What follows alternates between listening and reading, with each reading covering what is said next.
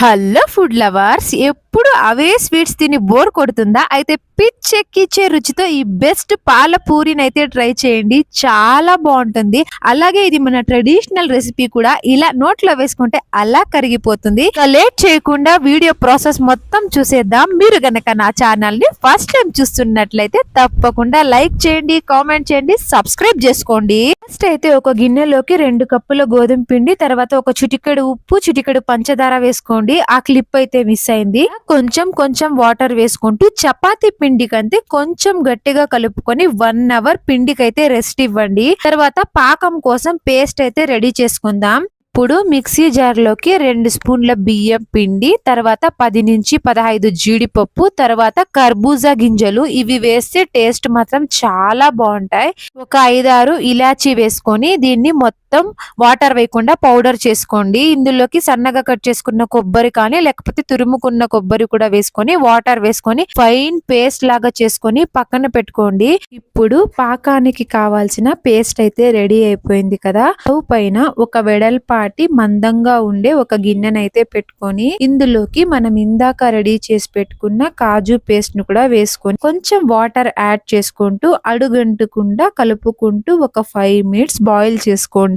ఇందులోకి నేనైతే ఒక 1/2 లీటర్ పాలనైతే యాడ్ చేసుకుంటున్నాను.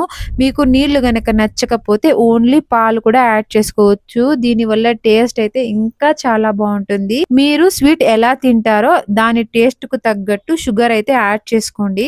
నేనైతే 2 కప్పుల షుగర్ యాడ్ చేసుకొని షుగర్ మొత్తం కరిగిపోయిన తర్వాత నెయ్యి అనేది పూర్తిగా ఆప్షనల్. నాకు నెయ్యి వేస్తే చాలా ఇష్టం కాబట్టి వేసుకుంటున్నాను. 2 స్పూన్ల నెయ్యి వేసుకుంటూ పొంగకుండా మీడియం ఫ్లేమ్ లో అడుగంటకుండా దగ్గరుంటూ కలుపుకుంటే మన పాకం అయితే రెడీ అయిపోతుంది. ఇప్పుడు మనం ఇందాక కలిపి పెట్టుకున్న పూరి పిండిని అయితే చిన్న చిన్న బాల్స్ గా తయారు చేసుకొని మనం పూరిని నార్మల్ గా ఏ సైజు లో ఒత్తుకుంటామో అలాగైతే ఒత్తుకొని ఒక్కొక్కటిగా పక్కన పెట్టుకోండి. ఇప్పుడు పూరి అయితే కాల్చుకుందాం. ఒక స్టవ్ పైన పెనం పెట్టుకొని అందులో పూరి కాల్చడానికి తగినంత ఆయిల్ వేసుకొని ఆయిల్ బాగా హీట్ అవ్వాలి. అప్పుడే పూరి అనేది లోపలంతా కాలి చాలా బాగుంటుంది. ఇలా ఆయిల్ అంతా హీట్ అయిన తర్వాత ఒక్కొక్క పూరిని వేసుకొని 2 వైపులా కాల్చుకొని ఒక ప్లేట్ లోకి అయితే తీసి పక్కన పెట్టుకోండి. ఇక ఫైనల్ గా మనం రెడీ చేసి పెట్టుకున్న పూరీల పైన వేడి వేడి కమ్మటి పాల పాకం వేసుకుంటే మన టేస్టీ పాల పూరి రెసిపీ అయితే రెడీ అయిపోతుంది.